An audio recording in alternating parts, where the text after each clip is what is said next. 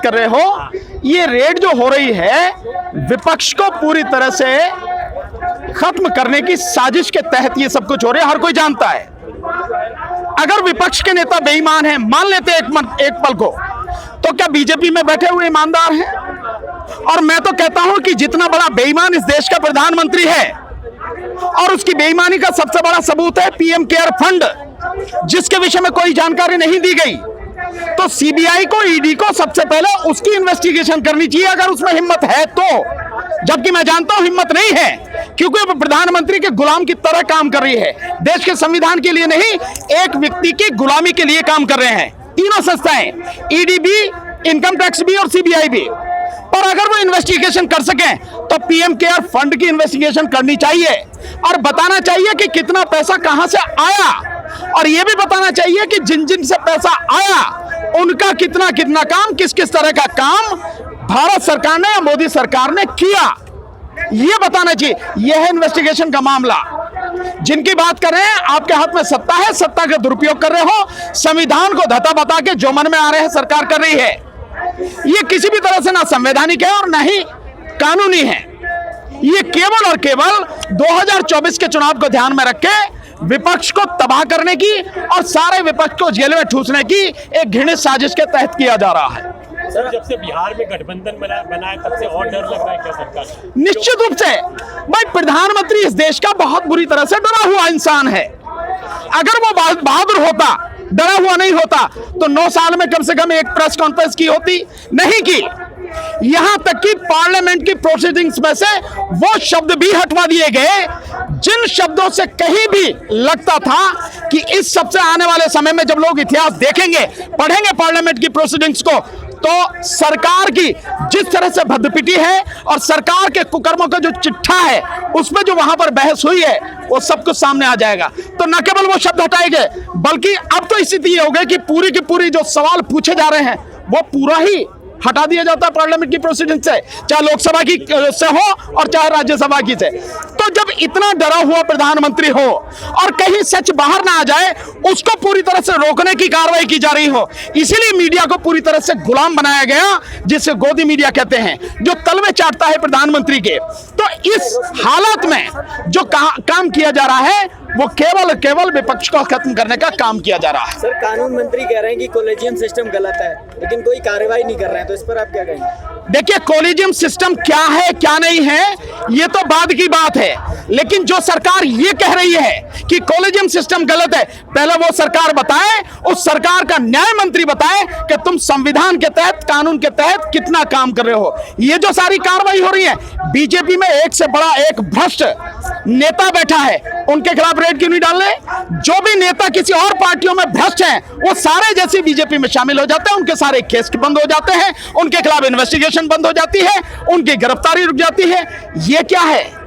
इससे साफ जाहिर है कि बीजेपी एक ऐसी पार्टी बन गई है जिसमें भ्रष्ट लोगों का जमावड़ा है, और देश का भ्रष्ट प्रधानमंत्री अपने उन भ्रष्ट सारे नेताओं को बचाने के लिए विपक्ष को टारगेट करके उसे खत्म करने की, उसके खिलाफ कार्रवाई करता है। सर, जातिगत जनगणना पे क्या कहें? जातिगत जनगणना, मेरा जातिगत जनगणना पर बहुत सीधा है, जातिगत जनगणना होनी चाहिए, लेकिन मैं इसे भीख के रूप में मांगने की हिमायत नहीं करता। मैं ये कहता हूं बहुजन समाज के लोगों को कि आप सारे के सारे इकट्ठे होकर 2024 को टारगेट करो और 2024 में सत्ता अपने हाथ में ले लो, इन लोगों से सत्ता खींच लो, छीन लो आप, और उसके बाद में जब सत्ता आपके हाथ में हो, जिसकी चाहो जैसे चाहो जनगणना करवाओ, जो चाहो काम करो। लेकिन सर, जो भी सरकार बनेगी तो कांग्रेस तो उसमें सबसे बड़ा घटक होगी। इससे क्या दिक्कत हो रही है किसी को? कांग्रेस कोई दिक्कत हो रही है किसी को? भाई, कोई भी घटक बड़ा छोटा तो होएगा ही। बात इससे नहीं है कौन बड़ा है कौन छोटा है, बात यह है कि सब लोग मिलके भाजपा को सत्ता से उखाड़ फेंकने के लिए काम करें, और उसके बाद उखाड़ फेंकने के बाद में मिलजुल के सत्ता चलाएं, 5 साल सत्ता चले, और इन 5 साल में बीजेपी के जितने भी कुकर्म हैं, जितने भी नेता हैं, एक तरफ से लाइन लगा के सबके खिलाफ कार्रवाई हो, सबके खिलाफ एफआईआर हो, और सब लोगों को जेल में ठोका जाए। और ये ईडी और सीबीआई, क्योंकि तभी फिर सरकार के अंडर में काम करेंगे, इसी ईडी और सीबीआई के माध्यम से उन सबके काले करतूतों को जनता के सामने लाया जाए और कठोर कानूनी कार्रवाई की जाए। सर, ये कैसे होगा जबकि SC ST OBC के ज्यादातर जो सांसद है वो भारतीय जनता पार्टी में? सांसद जितने भी हैं वो सारे के सारे सारे उसी पार्टी के बदमजूर हैं और समाज के गद्दार हैं वो लोग। मैंने जब कल मंच से भाषण किया था तो मैंने बाकायदे ये कहा था कि ये मोदी सरकार एक दिन में घुटनों पर आ जाएगी, सरकार खत्म हो जाएगी। लेकिन जो समाज के गद्दार हैं यानी एससी, एससी और ओबीसी के जो लोग हैं, ये जितने भी सांसद हैं, इन्होंने उसको बचा कर रखा है। ये सारे के सारे अगर रिजाइन कर दें या सरकार के खिलाफ अविश्वास प्रस्ताव लाएं, ये सरकार एक दिन में साफ हो जाएगी। मोदी की कोई ताकत नहीं है। लेकिन जब ये खुद ही गुलामी कर रहे हैं और समाज के हित को छोड़कर केवल अपने स्वार्थ के लिए बैठे हुए हैं और अपने समाज के लिए, अपने स्वार्थ के लिए काम कर रहे हैं, इस हालात में ही ये सरकार चल पा रही है। ये वही लोग हैं सारे के सारे जिन्होंने आर्थिक आधार पर जो पूरी तरह से गैर संवैधानिक था, जो कानून बना आरक्षण देने का, उसमें आरक्षण के जो कानून के पक्ष में इन्होंने वोट दिया। तो समाज के गद्दार तो ये हैं। और मैंने इसलिए समाज से अपील करी थी कि पहले किसी और पे उंगली उठाने से पहले ये समाज के जो गद्दार एमपी बैठे हैं, एमएलए बैठे हैं, पहले इनका इलाज करो। इनका इलाज करना जरूरी है। 2024 में आने वाले विधानसभा चुनाव जहां जहां भी हैं, एक भी इनमें से जीतने नहीं पाए, किसी भी हालत में संसद में और विधानसभा में पहुंचने नहीं पाना चाहिए।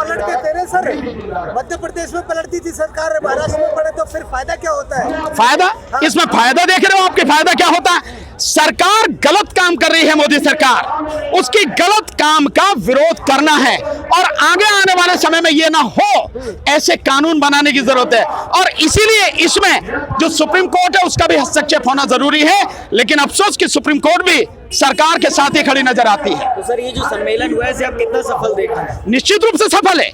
इस सम्मेलन के माध्यम से आवाज, बहुजन समाज की आवाज करोड़ों लोगों तक पहुंची है, पूरे देश में नहीं दुनिया में पहुंची है। और उसके लिए धन्यवाद आप सारे के सारे जो मीडिया के साथी हैं, सोशल मीडिया के साथी, क्योंकि इस आवाज को करोड़ों लोगों तक पहुंचाने की जो सबसे बड़ा काम किया है, जो कर रहे हैं, वो आप लोग कर रहे हैं। तो सम्मेलन पूरी तरह से सफल है। इस सम्मेलन में जितने भी भिन्न भिन्न संगठनों के लोग आए हैं, आज कम से कम इतने संगठनों के लोग एक मंच पर आए तो सही, इकट्ठे तो हुए, समाज की समस्याओं को लेकर, बहुजन समाज के दर्द को लेकर, उसकी परेशानियों को लेकर, उसकी कमियों और कमजोरियों को दूर करने के लिए एक मंच पर आए। इससे बड़ी सफलता और क्या होगी? आप सब लोग भी तो कहते हैं कि सारे लोग इकट्ठे नहीं हो रहे, तो अगर इतने समाज के संगठन के जो लोग हैं वो इकट्ठे हो रहे हैं, इससे बेहतर कौन सी बात होगी? ईवीएम को लेकर क्या लग रहा है कि ईवीएम के बगैर चुनाव हो पाएगा? ईवीएम, देखिए, हमारी पूरी कोशिश है कि ईवीएम को हटाने के लिए जन आंदोलन हम खड़ा करें। लगातार हम प्रयास कर रहे हैं और इस प्रयास में एक बड़ी आप सफलता मानिए कि इस सम्मेलन में, न्याय अधिकार महासम्मेलन में, ईवीएम को भी एक विषय के रूप में, एक मुद्दे के रूप में शामिल किया गया है। अब से पहले तो ऐसी चीजें होती नहीं थी, लेकिन हम लोगों के लगातार प्रयास से कम आप मंच से भी ये आवाज उठने लगी है। हालांकि मैं जब किसान आंदोलन में था, मैंने पहले ही दिन कहा था किसान आंदोलन में ईवीएम को भी इसमें शामिल कीजिए। उस समय उन्होंने कहा कि बात आपकी सही है, लेकिन अगर हम इसको शामिल करेंगे तो फिर कहेंगे कि भाई राजनीति कर रहे हैं, तो इसलिए हमने ज्यादा कोई बात नहीं की। लेकिन आते आते, किसान आंदोलन के अंत आते आते सब लोग कहने लगे कि आपकी बात बिल्कुल सही है, हम लोगों को ईवीएम के खिलाफ भी लड़ना चाहिए। तो लोगों में ये बात समझ में आ रही है, इससे बड़ी और जीत क्या होगी? आप तो वकील हैं, आप तो खुद सुप्रीम कोर्ट जाकर होने जा रहे हैं, इसमें कोई मीडिया कर्मी नहीं आया, टीवी वाला, अखबार वाला, कोई भी कवर करने नहीं आया इस पूरा प्रोग्राम। मैं ये कहना चाह रहा हूँ, आप एक वकील है सर, आप सुप्रीम कोर्ट में याचिका क्यों नहीं दाखिल करते? याचिका सुप्रीम कोर्ट में बहुत फाइल की गई हैं, लेकिन ईवीएम के विषय में याचिकाएं सारी खारिज कर दी गई हैं। इसलिए अब जो याचिका हम फाइल करेंगे, हम याचिका के रूप में नहीं करेंगे, हम उसको रिप्रेजेंटेशन के रूप में देंगे। और इसीलिए हम हस्ताक्षर अभियान चला रहे हैं और देश के लोगों से जहां तक भी आवाज पहुंच रही है, मैं उनसे निवेदन कर रहा हूं, इस ईवीएम के विरुद्ध हस्ताक्षर अभियान में हमारा साथ दें। हम ये मानकर चल रहे हैं, ये कैलकुलेशन है हमारी कि देश में 90 करोड़ मतदाता हैं और लगभग 60% के आसपास, प्लस माइनस 5%, ये वोट पड़ते हैं। मतलब लगभग 60 करोड़ वोट पड़ते हैं। उन 60 करोड़ वोटों में से अगर 30 करोड़ के लगभग 25 से 30 करोड़ लोग जो मतदाता हैं, वो हमारे हस्ताक्षर अभियान में शामिल होकर हस्ताक्षर करके हमें दें, तो उसको लेकर हम एक रिप्रेजेंटेशन सुप्रीम कोर्ट के सामने करें और एक राष्ट्रीय स्तर पर वकीलों का, बहुजन समाज के वकीलों का हम एक संगठन खड़ा कर रहे हैं और ये मानते हैं कि जब हम वो रिप्रेजेंटेशन लेके जाएं, वो सारे सिग्नेचर हम लेके जाएं, उस समय वकीलों का जो पूरा हमारा समूह है राष्ट्रीय स्तर पर, वो सामने सुप्रीम कोर्ट के खड़ा हो और तब ये बात रखी जाए कि इस ईवीएम को हटाया जाए। और ये कह के कि ईवीएम को जो सुप्रीम कोर्ट के जज हैं वो भी नहीं जानते कि ईवीएम कैसे काम करती है, हाईकोर्ट के जजेस नहीं जानते, IAS IPS नहीं जानते और डिस्ट्रिक्ट कोर्ट के जजेस नहीं जानते, प्रोफेसर नहीं जानते, वकील नहीं जानते, डॉक्टर नहीं जानते, इंजीनियर एक्सेप्ट सॉफ्टवेयर इंजीनियर वो सब नहीं जानते, और देश के पढ़े लिखे लोग PhD सब नहीं जानते कि ईवीएम कैसे काम करती है, बावजूद उसके ईवीएम चलाई जा रही है। इसलिए हमें विश्वास है कि हमारा जो लॉजिक है, जो हमारे तर्क हैं और जो सबूत है, वो सुप्रीम कोर्ट को कन्विंस करेंगे और सुप्रीम कोर्ट के माध्यम से ईवीएम हट पाएंगे। लेकिन तरीका हमारा दूसरा है। तमाम जो दलित नेता वो सपा बसपा है, RJD है, वो भाई ये तो बात आप उनसे पूछो यार, मेरे से मेरी बात पूछो ना कि वो क्यों खामोश है, मैं क्या बताऊंगा। मेरी बात पूछो कि मैं तो लड़ रहा हूं ना संघ में, मैं तो संघर्ष कर रहा हूं, मेरा काम संघर्ष करना, लोगों को जगाना है, मैं लगातार काम कर रहा हूं। भाजपा के पास CBI है, ED है, हिंदू मुस्लिम भी भाजपा का एक बहुत बड़ा मामला चलता है। कैसे हमारे पास संविधान है, हमारे पास संविधान है और उसी संविधान की शपथ लेकर देश का प्रधानमंत्री बना है। हमारे पास संविधान है जो देश के लोगों के अधिकारों की रक्षा करता है। हमारे पास संविधान है जिसने इस देश को लोकतंत्र दिया है। हमारे पास संविधान है जिसके तहत प्रधानमंत्री से लेकर सारे लोग उसके तहत आते हैं। तो हम संविधान की ताकत को लेकर और उस संविधान के अनुसार लोगों को जोड़कर संविधान बचाने के लिए, लोकतंत्र बचाने के लिए, ईवीएम को हटाने की और बीजेपी को सत्ता से उखाड़ने के लिए काम कर रहे हैं हम लोग।